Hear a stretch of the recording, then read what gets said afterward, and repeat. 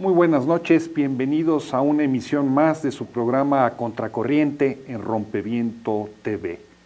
Hoy en la noche vamos a platicar con el profesor universitario Andrés Barreda sobre el Tribunal Permanente de los Pueblos Capítulo México, que comenzó a sesionar en octubre de 2011. No se vaya, siga con nosotros, en un momento continuamos.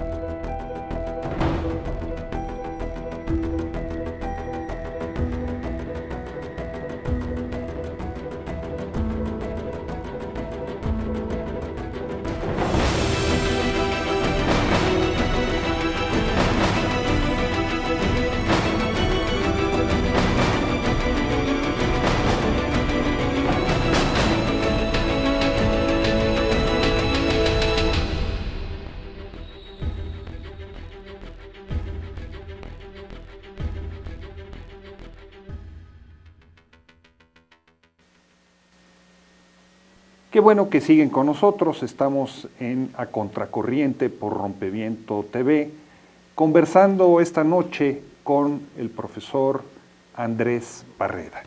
Andrés, muchas gracias por tu asistencia aquí al programa hoy en la noche. No, gracias a ti, Luis, por la invitación. Andrés es, como decíamos, profesor investigador de la Universidad Nacional Autónoma de México, de la Facultad de Economía. Él tiene un doctorado en estudios latinoamericanos, 60 años de edad intensamente vividos, tiene una larga trayectoria en la reflexión teórica de los problemas de este país, ha jugado un papel fundamental en la construcción de la Asamblea Nacional de Afectados Ambientales, una de las referencias indispensables para comprender la lucha en contra de la devastación ambiental en el país, y es una figura clave en el que en nuestro país se esté realizando una sesión más del Tribunal Permanente de los Pueblos. Este tribunal ético que se inspira en el Tribunal Russell para la Paz, para condenar los crímenes de guerra, de la guerra de Vietnam, que promovieron el filósofo inglés Bertrand Russell y el filósofo francés Jean-Paul Sartre. Andrés, ¿en qué consiste el Tribunal Permanente de los Pueblos? ¿Por qué un tribunal de esta naturaleza en México? Pero sí, comenzamos por el principio. Bueno, ¿Qué es el tribunal? Sí. ¿Cómo funciona?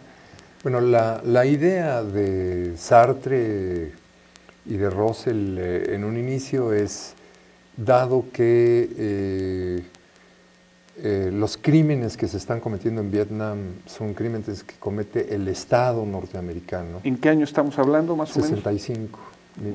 Estamos cerca ya de los 50 años.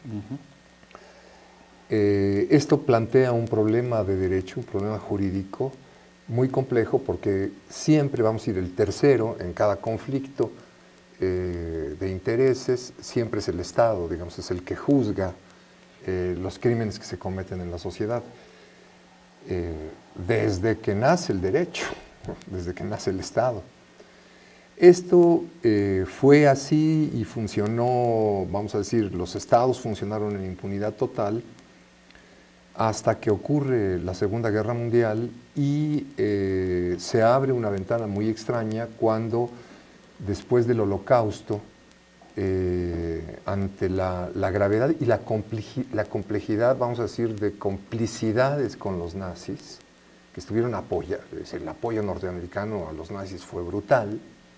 Entonces, cuando viene, digamos, el ajuste de cuentas de los campos de concentración, pues todo el mundo se va a apresurar para lavarse las manos y se establecen los juicios de Nuremberg. Entonces se les pasa la mano y establecen el juicio de los crímenes del Estado alemán. se dan cuenta de que eso está abriendo un boquete jurídico, está sentando jurisprudencia, un problema extraordinariamente complejo, y se apresuran a cancelar, a cerrar los juicios de Nuremberg. Y Russell y Sartre se percatan, digamos, de este hecho, después de que han emprendido un gran trabajo, Russell contra la guerra nuclear, junto con Einstein, han organizado físicos de la Unión Soviética y físicos europeos, Edward norteamericanos, Thompson.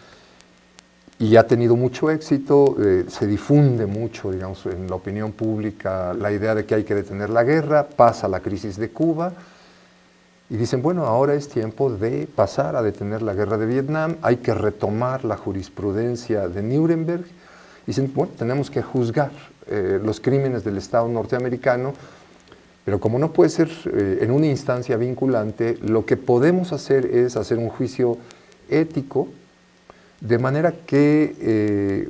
Cuando se habla de un juicio ético, ¿a qué nos estamos refiriendo? Que al hecho de que los veredictos, los documentos, los testimonios de las víctimas y los veredictos que conformen una red de jueces internacionales, todos de gran peso ético, intelectuales, científicos, abogados, dirigentes por México fue Lázaro Cárdenas, ¿no?, en el Tribunal de Vietnam. Todos estos, al emitir este juicio, crean una opinión pública que pasa a formar parte del patrimonio de los pueblos. Y entonces no se olvida nunca más. Hoy todo el mundo sabe qué ocurrió en Vietnam. El tribunal fue determinante en este hecho. O sea, eso sienta el punto de partida, pero el tribunal después retoma este legado y lo desarrolla. Sí, sí, sí. Básicamente a partir de la acción de un grupo que participó en el Tribunal Russell. Sí. Hoy tú, con cualquier persona que hables de cualquier lugar del mundo sobre Vietnam, tienen una claridad meridiana sobre los crímenes que ahí ocurrieron y quiénes fueron los culpables. Ese veredicto es muy, muy importante en ese sentido. Pero cuando estamos hablando del Tribunal Permanente de los Pueblos, hoy en día estamos hablando de un tribunal que ha sesionado cuántas veces, que dónde tiene su sede, Ellos que cómo funciona. Tienen sede en Roma.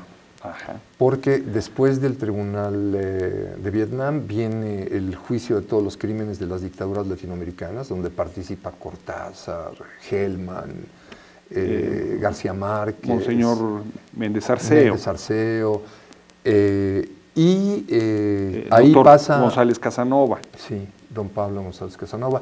Entonces pasa a manos de Lelio Basso, que es el que coordina... El socialista italiano, este senador, sí, muy heterodoxo, un hombre de izquierda.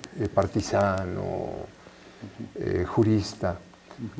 Y cuando él muere, a mediados de los años 70, la fundación que se forma, con el nombre de él y de su esposa, Lelio Lisli Basso, toma sede en Roma, realizan un encuentro en 77 que trata de sistematizar el referente jurídico sobre el cual van a trabajar, que es lo que se conoce como la Declaración de Argel o la Declaración Universal de los Derechos de los Pueblos, de los derechos colectivos. Esta Declaración de Argel sobre los derechos de los pueblos, en esencia, ¿qué es lo que plantearía? Que hay que, es decir, que está ocurriendo una destrucción del derecho, a manos, digamos, del desarrollo económico, del empoderamiento de las empresas transnacionales, del nacimiento de una economía global que está destruyendo fundamentalmente los derechos de todas las naciones y de todos los pueblos, y que para la defensa de lo que se está destruyendo no bastan los derechos humanos como derechos individuales, sino que se debe de tomar como punto de partida la defensa de los derechos colectivos. Y este tribunal comienza a sesionar en 79. De entonces a la fecha habrán llevado a cabo 40 grandes juicios en diferentes regiones del mundo sobre muy diferentes temáticas. Pero ¿por qué realizar una sesión de este tribunal en México? ¿No es México un santuario al que llegaron exilados políticos de todos los países latinoamericanos que vivían de la dictadura? ¿No es una democracia donde hay alternancia? ¿No ha suscrito México convenios de los derechos humanos con las Naciones Unidas y prácticamente con cuánto organismo internacional que trate el asunto? No estamos entonces en contrasentido que en México se juzgue al Estado mexicano por eso. Sí, mira, el punto que estás tocando es muy, muy importante porque cuando solicitamos la presencia del tribunal en México... ¿En qué año fue? En 2008-2009. Esa fue la primera reacción, porque efectivamente fuera de México existe esa visión del país, todavía, cada vez menos, pero tenía mucho peso, porque bueno, la tradición de asilo en México viene de los años 20, 30, 40, 50, 60, 70, o sea, entonces no conozco yo ningún otro país del mundo que haya construido, digamos, esa tradición de asilo y de convergencia de mentes, de personalidades en México. Entonces no estamos hablando de un chiste, estamos hablando de algo que es tremendamente importante. Lo que pasa es que México liquida esto a partir, digamos, de su entrada en el libre comercio en los años 80 y empieza a generar una erosión. En el 86 México se suma al GATT, ¿no? Ajá. Y comienza una política de puertas abiertas, de importaciones, de exportaciones, la destrucción del mercado nacional. Del campo, de la industria, de la extracción, de Pemex, en fin, empieza una cosa tremenda y una destrucción de los tejidos colectivos, de la vida de las comunidades, un escalamiento de los niveles de corrupción del Estado, un crecimiento de los grupos de narcotráfico, una deformación de la vida económica brutal, desindustrialización, un escalamiento de los flujos migratorios a los Estados Unidos, crecimiento de la informalidad, marginalidad. Entonces, bueno, todo eso va destruyendo y carcomiendo al país de una manera brutal que no trasciende fuera de México, sino que se queda y que va normalizando unos niveles de violencia brutales, ¿no? O sea, tenemos una situación en donde la imagen exterior de México es la de un santuario para los exilados políticos, un país que avanza hacia la democracia, donde se pueden violar derechos, pero bueno, pues, sucede en todos lados finalmente, ¿no? Y por otro lado un proceso de destrucción del tejido asociativo, de retroceso de derechos, etcétera, etcétera, muy severo. ¿Qué te parece si vamos a una pequeña pausa y al regreso continuamos con esta reflexión? No se vaya, sigue usted con nosotros A Contracorriente, en un momento regresamos.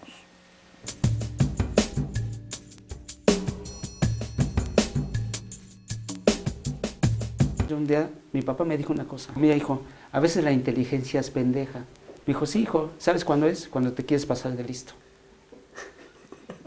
Sí, es cierto.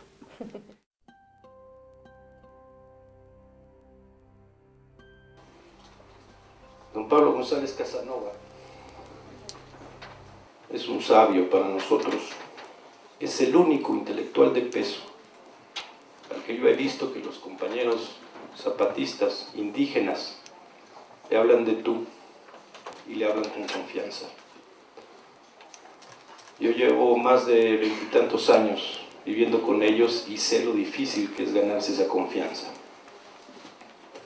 Cuando todos nos voltearon la espalda, él permaneció a nuestro lado. Nuestra admiración y respeto colectivos también son personales. Yo digo que cuando sea grande, yo quiero ser como don Pablo González Casanova.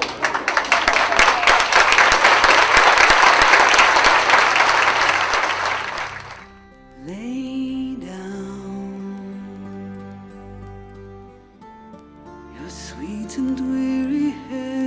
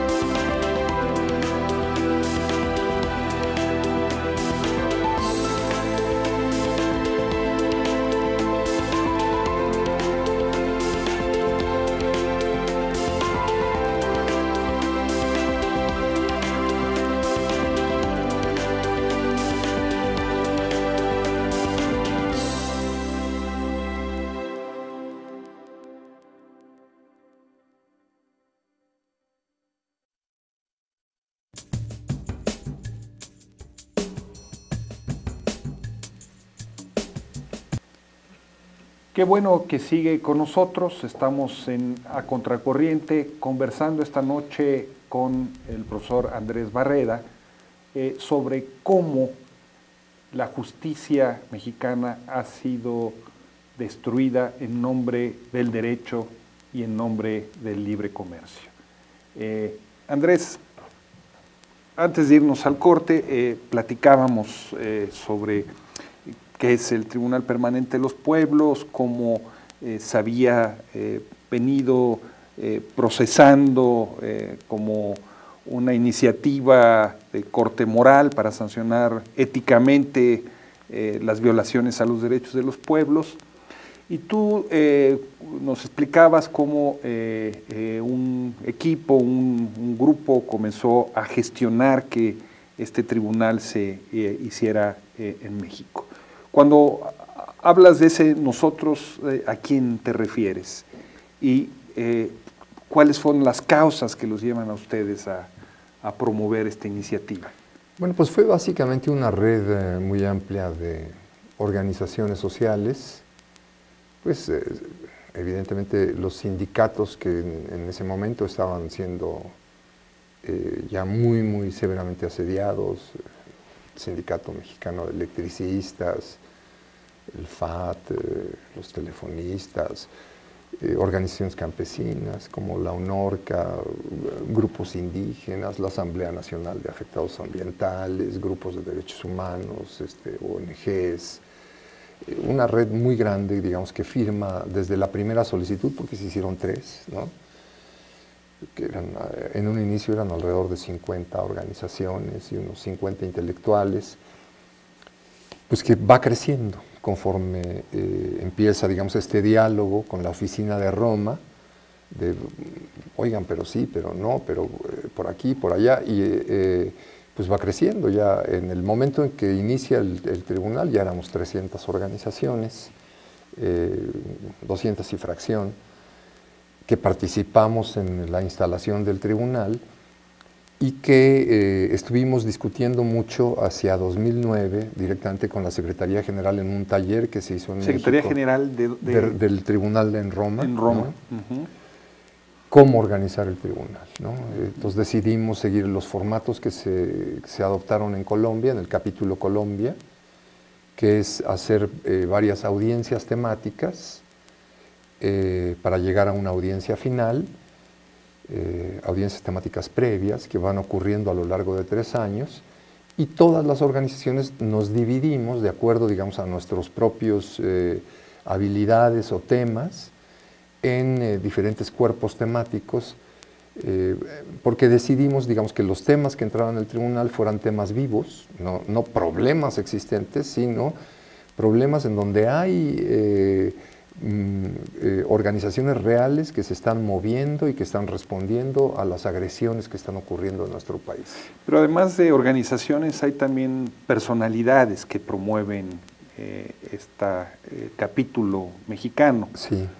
como el obispo Raúl Vera. Sí. ¿Quién más estarían auspiciando una iniciativa de este tipo? Bueno, en primer lugar está un cuerpo de garantes que nos solicitó Roma que se conformara, que nos ayudarían a que este tribunal funcionara, ¿no? Ahí está el obispo Raúl Vera, está el padre Clodomiro Siller, que es el director general del Centro Nacional de Apoyo a Misiones Indígenas, CENAMI. Está Abel Barrera, de Tlachinolan, en la montaña de Guerrero. Está el antropólogo y periodista Gilberto Lopsi Rivas, está la abogada Magda Gómez, estás tú, está... ¿quién más? Jorge Fernández Jorge, Sousa. el abogado, el ministro Jorge Fernández Sousa, estoy yo, y también está Javier Sicilia. Digamos, es el cuerpo de garantes que de diferentes maneras hemos discutido cómo esto empujarlo hacia adelante. Pero hay numerosos investigadores que han ido participando, sea a manera, digamos, de consejeros, como redactando documentos del tipo amicus curiae, conformando seminarios para elaboración de acusaciones, talleres, o que han participado directamente como jurados, como dictaminadores en el esquema de las preaudiencias. Ahí tenemos una participación de 150 intelectuales del país que habrán participado repartidos en todas las preaudiencias. Estás hablando de preaudiencias y de mesas temáticas. Cuando Sí. hablas de mesas temáticas, ¿a qué te refieres? Sí. Bueno, vamos a llegar este año, en noviembre, en la segunda semana de noviembre de este año, a la audiencia final. Para llegar a esa audiencia final... Una audiencia donde se va a juzgar al Estado mexicano. Al Estado mexicano por crímenes de lesa humanidad, por desvío de poder, por toda la violencia estructural acumulada en el país, por la destrucción, la violencia estructural y la impunidad con la que está avanzado a lo largo de 20 años de libre comercio. Okay. Y para llegar a eso están las mesas temáticas. Sí. ¿Qué mesas temáticas hay? Audiencias temáticas. Audiencias temáticas. Son 7 audiencias temáticas. Una es de guerra sucia, impunidad, descomposición general del país. Otra es violencia contra las y los migrantes. Otra es violencia estructural de género, fundamentalmente feminicidios y violencia contra homosexuales. 4, violencia estructural contra las y los trabajadores del país. 5, violencia estructural contra la agricultura, los campesinos, los indígenas y el maíz mexicano. 6, devastación del medio ambiente.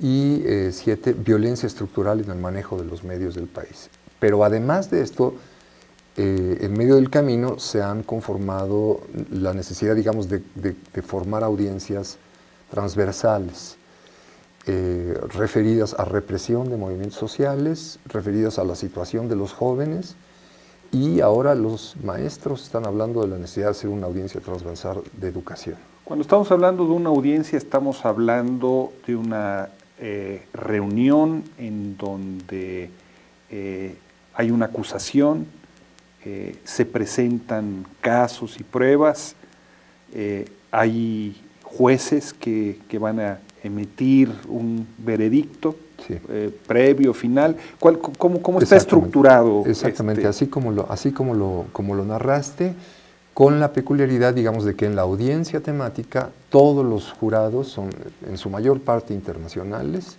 establecidos por la oficina de Roma del tribunal, que viene, digamos, organizando durante 50 años este tipo de juicios en todo el mundo.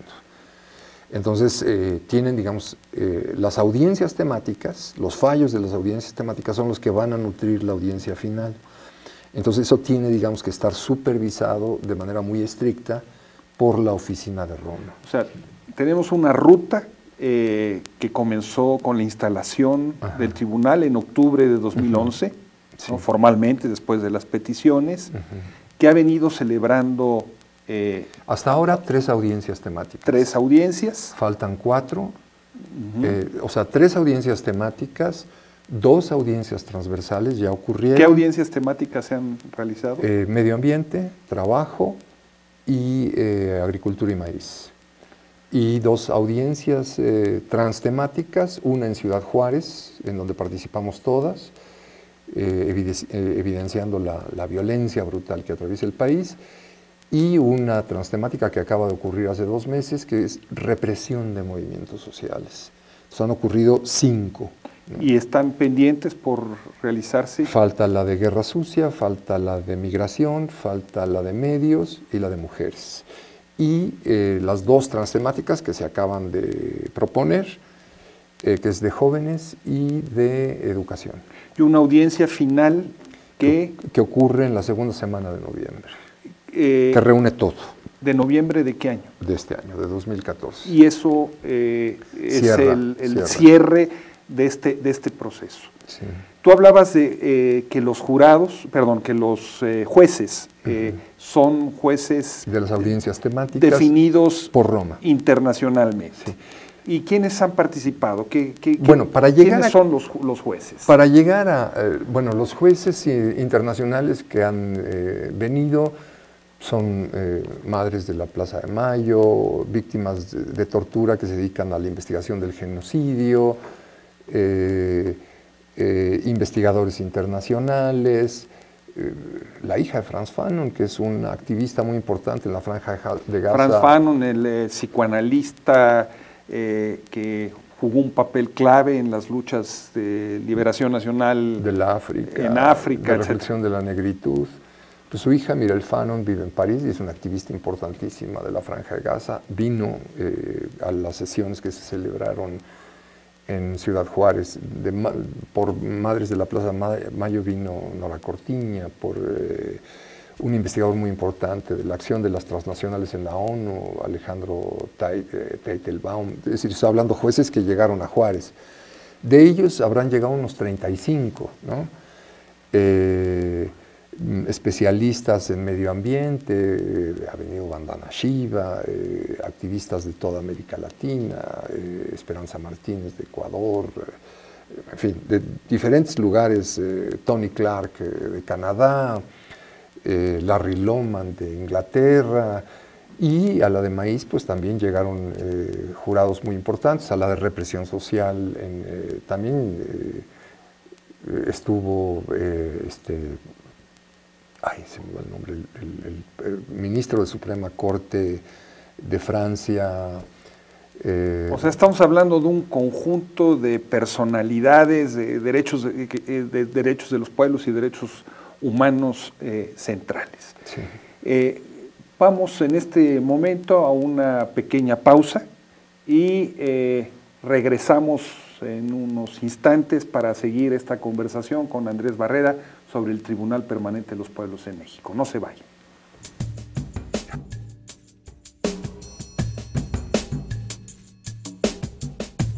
Hace algunos años yo viví un tiempo en Venezuela y ahí conocí en el lago de Maracaibo a un pintor de altísimo talento que se llamaba Vargas.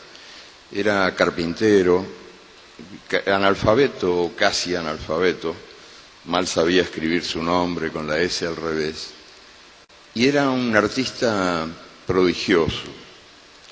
Algunas galerías de Caracas iban a verlo a su pueblo de Cabimas y le compraban por monedas cuadros que después se revendían a precios mucho más altos y que ahora se han cotizado mucho más desde que Vargas murió.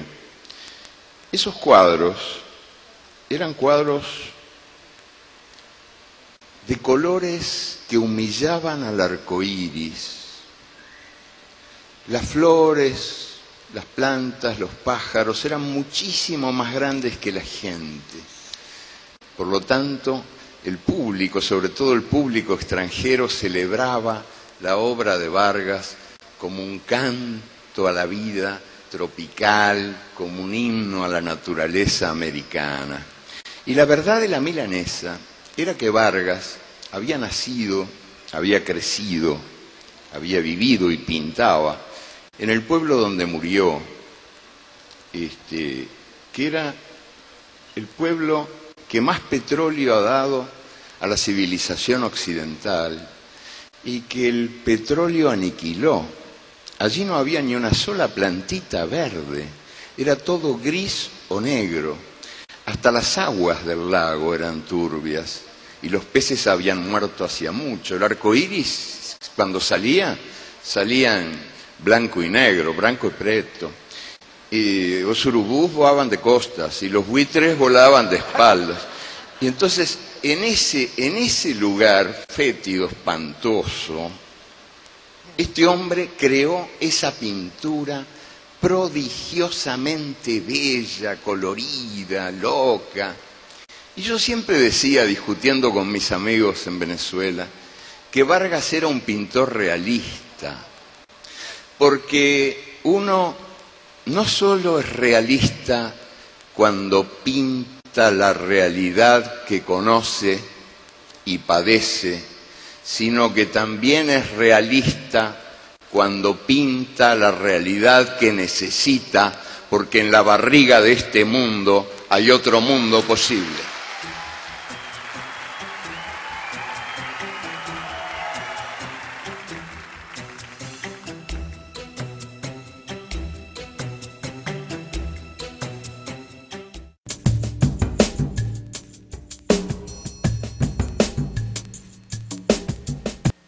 Regresamos a Contracorriente, qué bueno que sigue usted con nosotros. Esta noche estamos conversando con Andrés Barreda sobre las barbaridades que se producen en el terreno de los derechos humanos y de los derechos de los pueblos en nuestro país y el Tribunal Permanente de los Pueblos que los está juzgando. Andrés, estabas haciendo un poco una descripción del proceso seguido en el TPP, nos hablabas hace un momento de las audiencias, pero además de las audiencias hay otro nivel de trabajo que son las preaudiencias. ¿En qué consisten estas? ¿Cuántas se han hecho? ¿Cuánta gente habrá participado en este proceso? Bueno, efectivamente, para llegar a la audiencia temática, pues se llega con todo lo que se acopia previamente en preaudiencias que ocurren en diferentes momentos y en diferentes lugares del país. Nosotros calculamos que hasta ahora... Es decir, los damnificados llegan y presentan su testimonio. Sí, un testimonio organizado como una demanda de carácter jurídico. Sí, acusaciones que son cuidadosamente preparadas en talleres previos. Entonces, en las preaudiencias es donde se experimenta, ¿no?, en la concreción y la construcción de este tipo de acusaciones. De las diferentes audiencias temáticas y transtemáticas que te digo, pues se llegó a ellas gracias hasta ahora a la realización de 34 preaudiencias que han ocurrido. 34 preaudiencias. Que han ocurrido en diferentes momentos, en diferentes lugares del país, ¿no? Es decir, los de medio ambiente han sido particularmente activos, o sea, han hecho 14 preaudiencias, los de Maíz 5, los de Guerra Sucia 4, los de Migración 4, así, etcétera. Y los de medios 6 foros. Entonces, la gente llega, prepara sus acusaciones, documenta. Es decir, no llegan a improvisar, ¿no?, sino que para llegar a una preaudiencia se trabaja previamente a lo largo de diferentes talleres donde la gente va acopiando pruebas documentales, fotográficas, videos, testimonios, prensa, narración directa de las víctimas, se va articulando, se discute con abogados, se repasan los derechos reconocidos, los derechos municipales, estatales, federales, derechos internacionales, y no reconocidos, pero discutidos colectivamente, como los acuerdos de San Andrés, los derechos de las mujeres, el derecho a la ciudad, qué sé yo, o derechos que simplemente no existen, pero que deberían de existir y que a la gente le parece que es importante reclamarlo. En los talleres, de acuerdo a estas reflexiones jurídicas colectivas, donde la gente está directamente construyendo su propio derecho, se elaboran las acusaciones y con esas acusaciones llegan y se presentan. A lo largo de las preaudiencias habrán presentado unas 310 acusaciones singulares de diferentes temas, de medio ambiente, de trabajo, de guerra Como sucia. por ejemplo, ¿qué tipo de acusaciones? Por ejemplo, despojo de bosques y de tierras por construcción de una carretera, contaminación por basureros, destrucción del maíz, por la política de las empresas transnacionales, masacres, feminicidios que han ocurrido en Juárez, exclusión en el manejo de los medios, asesinato de periodistas, periodistas de a pie están elaborando, linchamiento mediático, destrucción de los derechos de los trabajadores. ¿Y como cuántas gentes han participado en este proceso?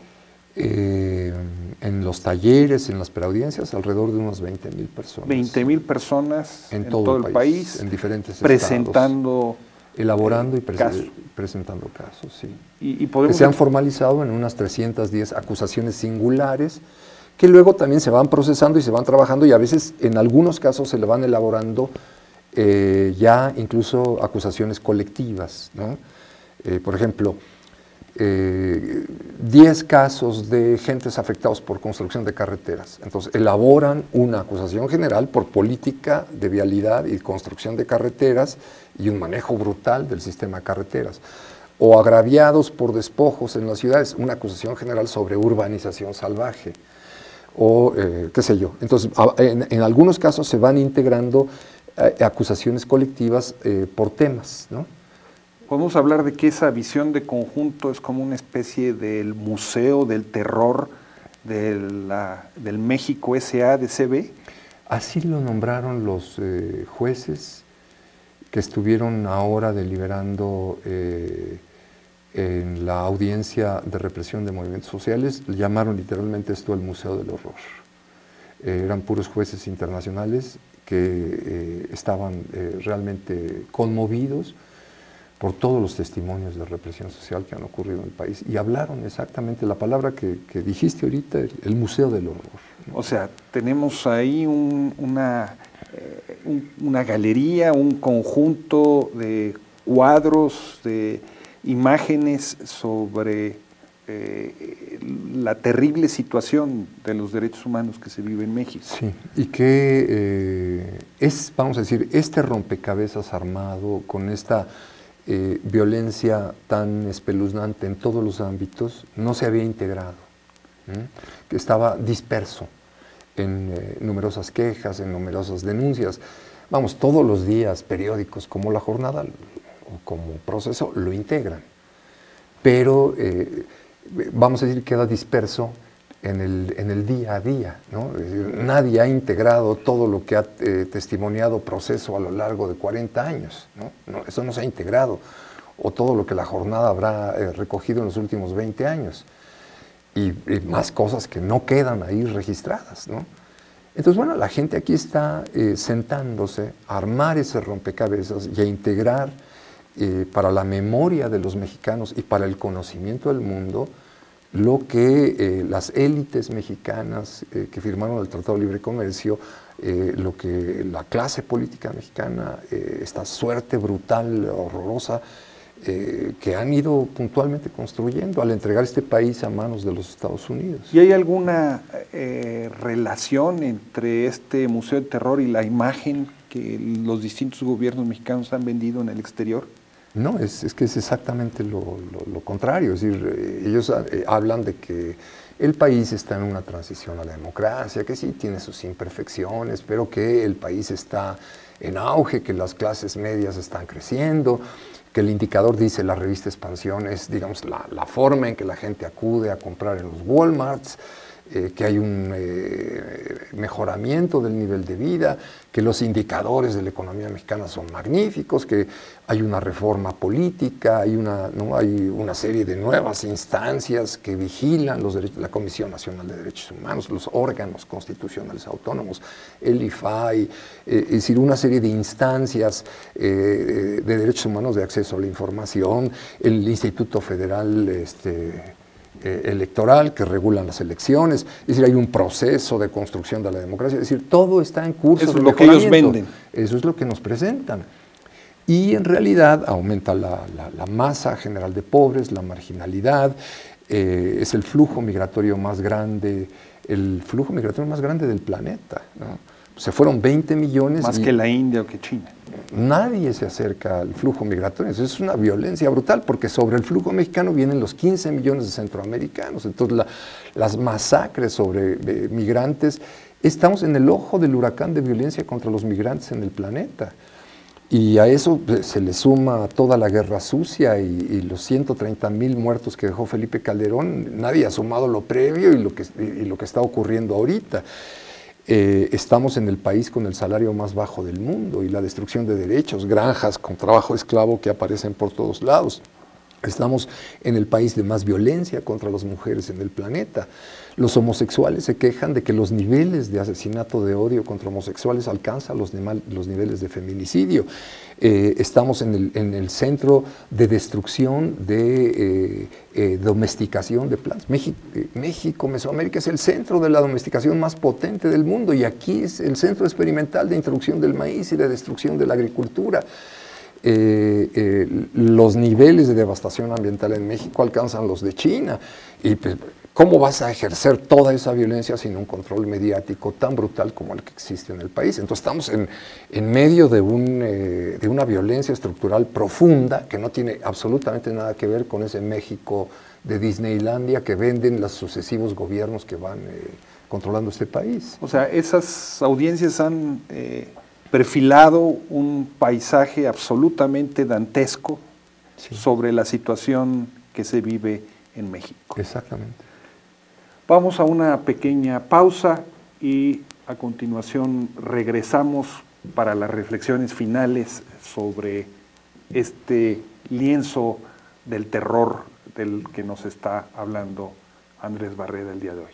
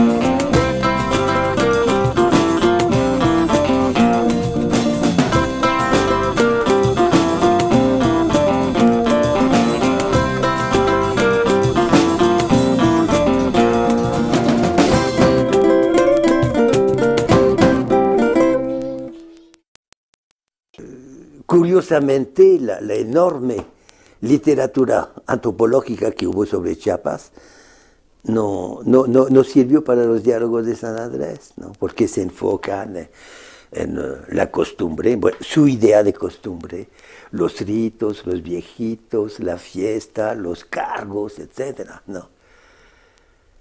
Entonces, pues, por supuesto que tiene su importancia, pero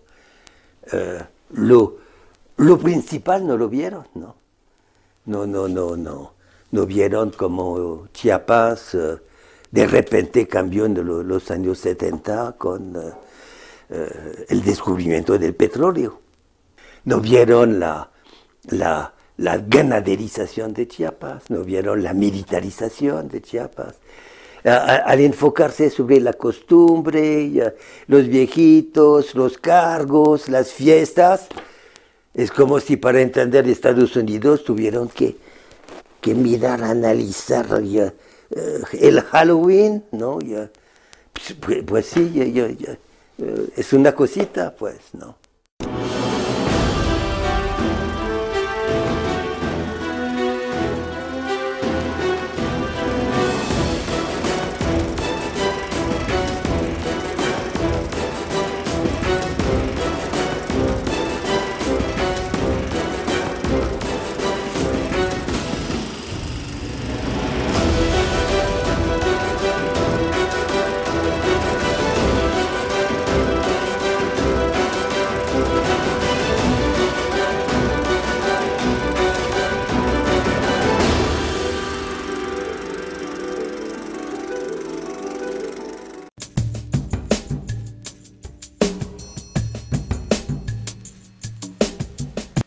Estamos de regreso en la Contracorriente, qué bueno que siguen con nosotros. Esta noche nos encontramos con Andrés Barreda charlando sobre el Museo del Terror en el que se ha convertido la República Mexicana. Andrés, el tribunal ha hablado mucho sobre cómo se procesa en México el desvío de poder. ¿Qué quiere decir esto? ¿Nos lo podrías explicar un poco? Bueno, sobre todo que en el momento en que el gobierno mexicano se compromete con el libre comercio, con la firma del GATT. O sea, es un concepto asociado al libre comercio. Orgánicamente. En el momento en que, y sobre todo con la firma del Tratado de Libre Comercio, del 86 a 92.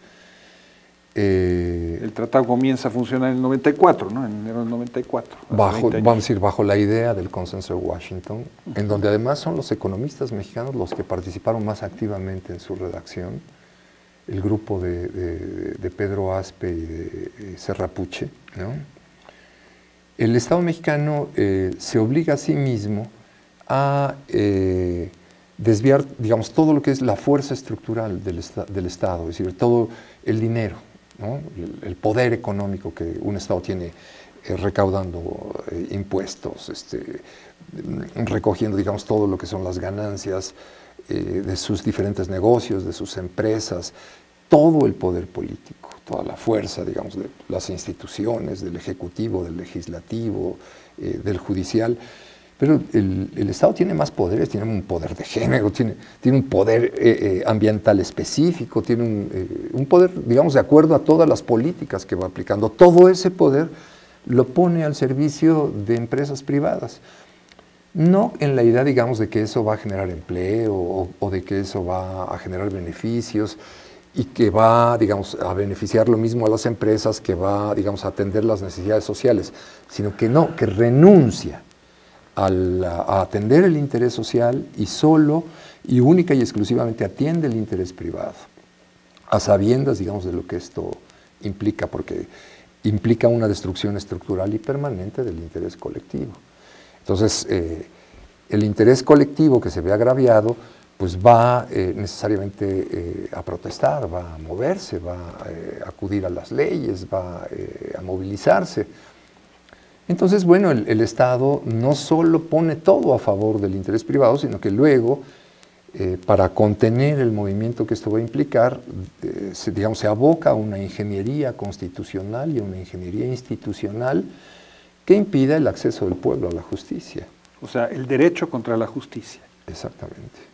Y entonces diseñan, ¿no?, el Instituto del Fraude Electoral, ¿no? Es decir, que cada 6 años tenemos que enfrentar una nueva técnica de fraude, ¿no? En donde el instituto está orgánicamente articulado. Un instituto de acceso a la información que sí, que nos da acceso 50 años después y todavía no hay acceso real a los asuntos de los 60, ¿no? Y todo esto se ha venido documentando desde las sesiones del tribunal. Exactamente. Pero como además del desvío de las instituciones jurídicas de este país, esta forma absolutamente corrupta de actuar de la Suprema Corte no basta porque la gente sigue protestando, entonces bueno, viene la violencia en contra de la población, viene la represión, vienen los actos fuera de la ley, incluso de parte del propio Estado, y como la gente sigue protestando, pues viene la impunidad, ¿no? Viene la cobertura, y además, digamos, la gente sigue desbordando, viene la acción conjunta del Estado con los medios de comunicación. Es decir, es una secuela de acciones que se van sumando una tras otra, que le permiten al Estado desviar, digamos, todas sus obligaciones para atender a la sociedad y colocarlo todo en favor de las empresas transnacionales que conducen el libre comercio. Entonces, esto es a lo que se le llama desvío de poder, que se lo va encontrando, digamos, como el fenómeno permanente y sistemático que va apareciendo en todos los casos que hemos mencionado previamente. Este trabajo de documentación que se está haciendo, este trabajo de construir casos desde el punto de vista jurídico y que van a permitir tener una visión de conjunto de el terror que existe en el país. ¿Qué consecuencias puede tener? ¿Hasta dónde puede llegar? ¿Para qué sirve? ¿Qué permite? Digamos, toda la documentación que además está ya procesándose directamente fuera del país con archiveros internacionales para ponerla a salvo, la idea es, en primer lugar, que todo el mundo la conozca. No solo todos los mexicanos, sino toda la opinión pública internacional, y que tenga acceso, digamos, a todo este mundo de testimonios. O sea, se trata de desinflar esta imagen del México de Disneylandia. Sí, exactamente, y que cuando fuera de México se diga la palabra México, la gente, digamos, tenga muy rápidamente la misma visión de horror que tiene cuando se dice Vietnam en los años 60, ¿no? Es decir, que se entienda por qué ya se reconoce ahorita, como después de Siria, a México como el segundo país de más violencia en el mundo. Es decir, ¿qué significa esto orgánicamente en todos los planos y niveles, en todos los niveles de injusticia? Que esto permee es muy importante, digamos, para que numerosos casos vayan siendo atendidos. Ahora que se libró la audiencia temática de represión de movimientos sociales, los jueces dijeron, digamos, que toda la violencia estructural que está ocurriendo en nuestro país amerita entrar en la Corte Penal de La Haya. ¿Qué significa eso? ¿Qué hace la Corte Penal de La Haya? Juzga los crímenes de lesa humanidad, los crímenes más graves cometidos en el planeta, y el Tribunal Permanente de los Pueblos si algo tiene en su haber, es haber influenciado a la Corte Penal de La Haya después de visibilizar casos gravísimos. O sea, los jueces están diciendo que el gobierno mexicano está metido en crímenes de lesa humanidad atroces. Y que también los jueces están hablando de que esto amerita iniciar vamos a decir, todo un proceso de petición de revocación del Tratado de Libre Comercio. Están hablando de estas dos cosas, ya en varios veredictos que han dado. Y que hay que reconocer, digamos, que la integralidad de la destrucción de la agricultura mexicana, la integralidad de la destrucción del medio ambiente, la integralidad de los derechos humanos. Es decir, que lo que está ocurriendo aquí no son casos aislados que se suman, que se pierde el control, sino que hay una acción concertada, a sabiendas, digamos, de lo que esto implica, los costos que esto implica, que se está llevando a cabo con planación anticipada, con dolo, y que se están aplicando criterios de genocidio brutales. ¿Y se le está dando al gobierno mexicano el derecho a defenderse en este tribunal? Sí, se le ha invitado, sí. Pero ¿Y cuál ha sido la reacción? No acude. Simple y sencillamente no ha definido. El vacío, la mayor parte de los medios también, digamos, tratan de hacerle el vacío. Pero bueno, no solo estamos jugando, por supuesto que sería magnífico, digamos, romper esto directamente en el cerco mediático de México, pero esto se está escribiendo un material básico de la historia de México, ¿no? Un conjunto de testimonios que pueden ser llevados a un tribunal que ya no es un tribunal ético, sino que es un tribunal cuyas resoluciones tienen un carácter vinculatorio.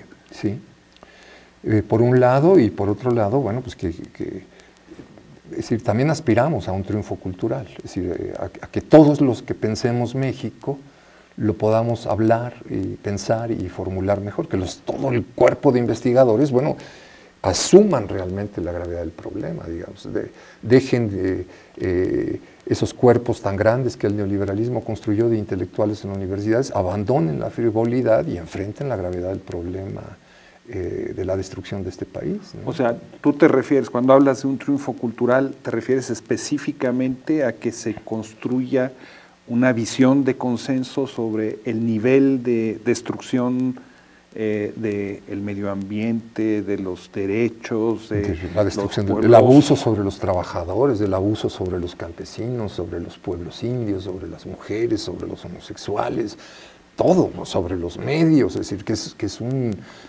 que aquí no hay ningún proceso de transición a nada, sino que estamos en un despeñadero de destrucción de la nación y de destrucción del país. Que, bueno, ahora sea la perla que le han puesto es la entrega del petróleo, ¿no?